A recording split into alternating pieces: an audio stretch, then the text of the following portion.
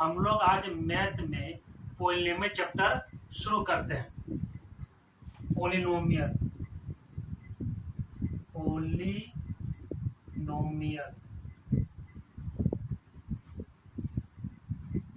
इस चैप्टर को शुरू करने से पहले आइए हम लोग कुछ टर्म को देख लेते हैं, जैसे वेरिएबल और कांस्टेंट।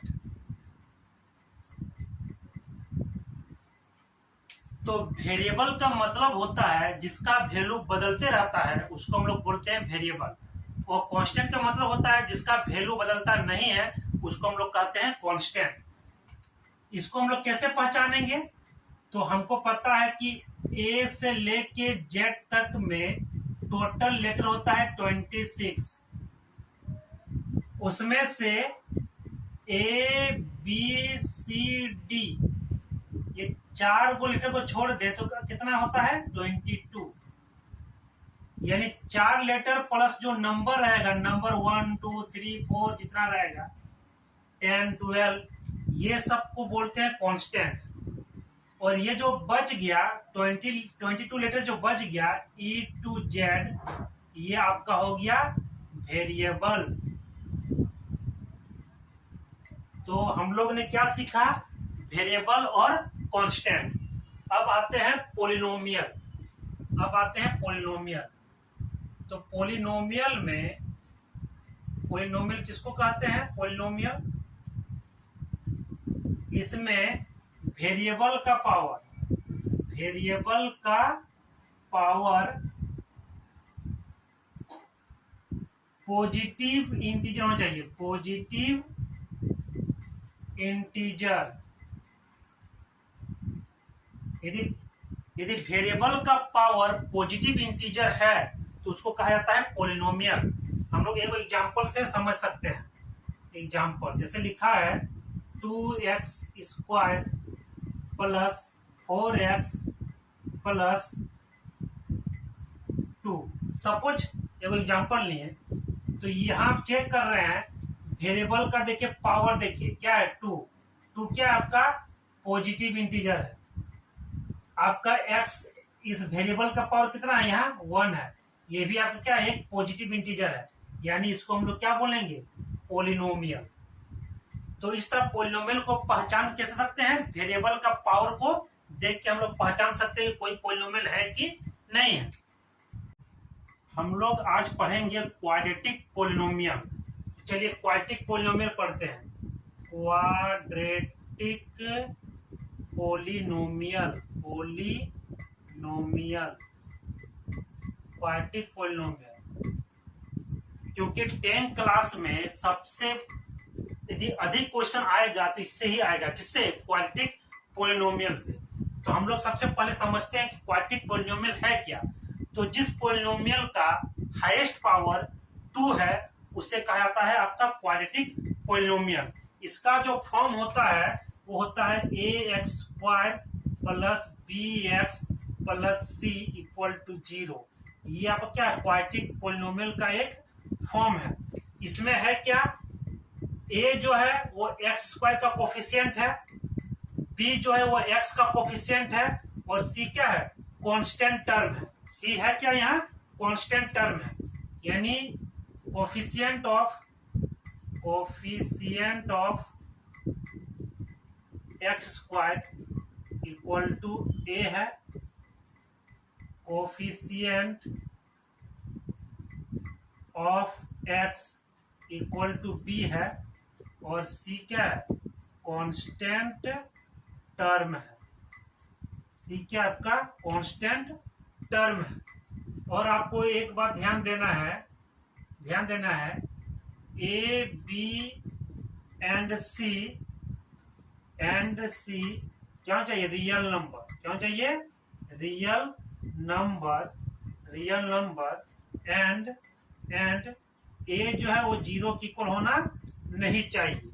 a, क्योंकि a यदि 0 हो गया तो इसको पूरा क्या कर देगा? 0 कर देगा। यानी a आपका 0 नहीं होना चाहिए। हम लोग क्वाड्रेटिक पॉलिनोमियल में अब पढ़ते हैं relation between zeros and coefficient of quadratic polynomial. तो हमने पिछले पढ़ा था कि कोफिशिएंट क्या है, तो एक्स स्क्वायर का कोफिशिएंट ए होता है, एक्स का कोफिशिएंट बी होता है, और लास्ट में क्या होता है सी, यानी कांस्टेंट टर्म।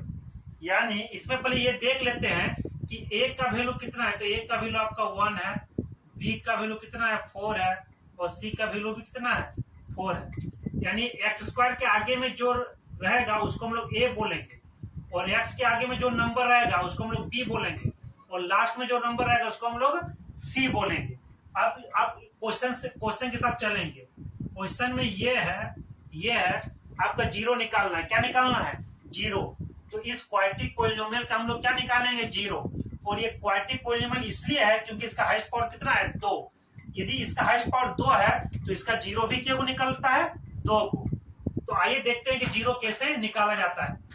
तो x square plus 4x plus 4 equal to, आप क्या कीजिए यहाँ जीरो लगाइए। अब क्या करना है, इस सी को ए से क्या करना है? मल्टीप्लाई करना है। यानी 4 को 1 से क्या करना है? मल्टीप्लाई करना है। तो 4 1 जा 4। अब यहाँ 4 लिख दिए, और इसको क्या करना है? इसको तोड़ना है और बीच में लाना है। बीच में कितना है? 4। तो इसको ऐसे तोड़ेंगे 2 इंटू 2। तो 2 इंटू 2 क्या आता है? 4 आता है। इस 2 को जोड़ेंगे तो कितना आएगा? 4। यानी इसको हम लोग लिख सकते हैं 2 प्लस 2 इक्वल टू 4। अब क्या करेंगे इसको?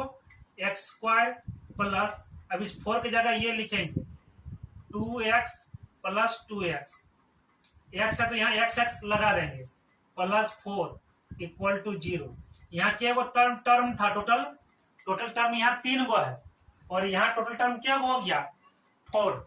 तो इसमें क्या करेंगे? पेयर बना लेंगे यहाँ पर। इस पेयर में देखिए यहाँ पर इसमें जो कॉमन है उसको हम निकालते हैं। जैसे यहाँ कॉमन किसका है? एक्स का।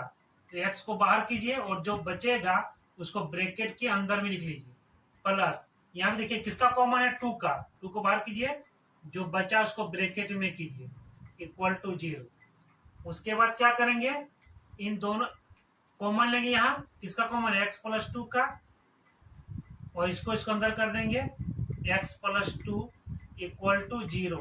यहाँ से क्या करेंगे? x प्लस 2 इक्वल टू 0, और यहाँ भी क्या करेंगे? x plus 2 equal to 0। तो x इक्वल टू क्या? प्लस इधर क्या हो जाएगा? माइनस, और ये भी प्लस है, इधर क्या हो जाएगा? माइनस। तो यहाँ जो निकला x का वैल्यू वही क्या है? आपका 0 है।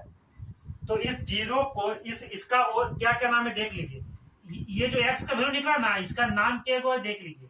इसको ये आप जीरो भी बोल सकते हैं, फैक्टर बोल सकते हैं, या रूट बोल सकते हैं। यानी हम लोग जो जीरो निकाल रहे हैं, इस जीरो का क्या नाम है? इसका नाम है जीरो भी बोल सकते हैं, फैक्टर भी बोल सकते हैं, रूट भी बोल सकते हैं। अब इसको क्या करेंगे? अब हमको रिलेशन निकालना है किसका? कोफिशिएंट और जीरो के बीच में क्या रिलेशन है। तो चलिए अब हम लोग इसको रिलेशन देख लेते हैं। तो हम क्या किए, इसका नाम दे दिए अल्फा, और इसका नाम दे दिए बीटा। अब क्या करते हैं? इन दोनों को जोड़ के देखते हैं क्या होता है। यानी सम ऑफ जीरोज क्या होता है? सम ऑफ, इन दोनों को प्लस करने पर क्या होता है? यानी अल्फा प्लस बीटा को प्लस कीजिए, क्या होता है? इसका वैल्यू एक बार -2 प्लस -2, यानी कितना हो जाएगा? -2 plus minus minus, minus minus plus, minus minus plus, sign होता है माइनस का। तो हम लोग देखते हैं कि सम ऑफ जीरो का फॉर्मूला क्या आता है? ये जो -4 है, ये जो -4 आया, तो ये 4 कहां पर है? आप चेक कीजिए, देखिए यहां पर 4 है कि नहीं? तो इसमें क्या करेंगे आप? अल्फा प्लस बीटा, क्योंकि यहाँ माइनस हो जबकि यहाँ क्या प्लस है, तो अपने से एक माइनस लगा दीजिएगा, और इस 4 का मतलब क्या है? बी। तो यहाँ बी लिखिएगा, और नीचे यहाँ कुछ नहीं, मतलब क्या है? 1 का मतलब किसका वैल्यू? यहाँ ए का वैल्यू, तो यहाँ ए डाल दीजिए। यानी इसका मतलब है सम ऑफ जीरो का फॉर्मूला क्या बना? माइनस बी बाई ए। अब क्या निकाल लेंगे, इन दोनों को मल्टीप्लाई करेंगे जीरो को, यानी product of zero, product of zero क्या होगा, अल्फा बीटा इंटू कीजिए -2 इंटू -2 माइनस माइनस प्लस यानी 4, यानी अल्फा बीटा कितना आया 4, नीचे कुछ नहीं मतलब 1, इसका मतलब ये हुआ 4 प्लस में क्या है आपका 4 सी है और 1, इस 1 का मतलब क्या ए है, यानी इसका फॉर्मूला आया सी बाई ए। इस तरह हम लोग निकाल लिए relation between zero and coefficient of quadratic polynomial. आइए हम लोग क्वाड्रेटिक पोलिनोमियल के बारे में कुछ और चीजों को देखते हैं। जैसे क्वाड्रेटिक पोलिनोमियल, इसका फॉर्म क्या होता है, ax square plus bx plus c equal to 0। इसमें जो आपका a है वो x स्क्वायर का कोफिशिएंट है, इसमें जो b है वो किसका कोफिशिएंट है, x का, और c क्या है यहाँ कांस्टेंट टर्म है। इसमें देखिए इसका वो एग्जांपल है क्वाड्रेटिक पोलिनोमियल का, ये एक एग्जांपल है। इसका हाईएस्ट पावर कितना है 2, यानी ये क्वाड्रेटिक पोलिनोमियल है। इसमें a का वैल्यू कितना है 1, b का वैल्यू कितना है आपका -7 और c का वैल्यू कितना है 6, यानी x स्क्वायर के आगे में जो नंबर रहेगा उसको हम लोग a बोलेंगे, x के आगे में जो नंबर रहेगा उसको हम लोग b बोलेंगे और लास्ट में जो नंबर रहेगा उसको बोलेंगे c, और माइनस रहेगा तो माइनस को भी उसको लिखना है। और हम लोगों ने ये भी पढ़ा कि इस क्वाड्रेटिक पोलिनोमियल का हाईएस्ट पावर 2 होता है, यानी इसका जीरो भी क्यों निकलेगा 2। और इसका फॉर्मूला हम लोग बताए थे कि सम ऑफ जीरो का फॉर्मूला क्या होता है, माइनस बी बाई ए, ये सम ऑफ जीरो है। प्रोडक्ट ऑफ जीरो का फॉर्मूला क्या बताए थे, सी बाई ए, ये क्या है आपका जीरो है। और सबसे खास बात यह है कि क्वाड्रेटिक पोलिनोमियल का जो ग्राफ होता है वो क्या होता है, पाराबोला। और पाराबोला इस तरह डिजाइन को हम लोग क्या बोलते हैं, पाराबोला। तो ये कुछ बातें हैं और ये सबको आपको क्या करना है, याद करके रखना है, ताकि आपको कोई भी क्वेश्चन आपको आसानी से क्या हो जाएगा, बन जाएगा।